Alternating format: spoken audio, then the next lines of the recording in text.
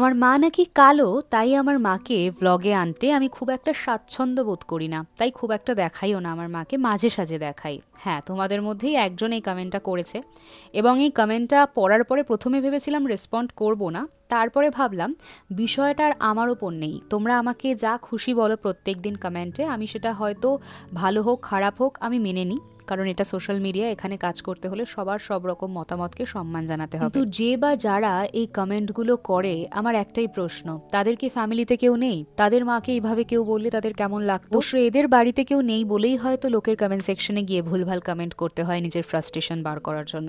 যাই হোক, আজকে আমি কিছু জামা কাপড় বার করে রেখেছিলাম আমাদের বাড়িতে যিনি কাজ করেন, মানে আমাদের মাসি, আমি তাকে প্রত্যেক বছরই আমার যত নতুন পুরনো জামা কাপড় থাকে বেশিরভাগটাই নতুন দেওয়ারই চেষ্টা করি, কারণ তোমরা জানো আমি প্রচুর জামা কাপড় পাই, তো সেগুলো আমি তাকেই দিই, কারণ যাদের দরকার তাদেরকে দেওয়াই সব থেকে ভালো। আমাদের কি মতামত, তোমরা পুরনো জামা কি করো?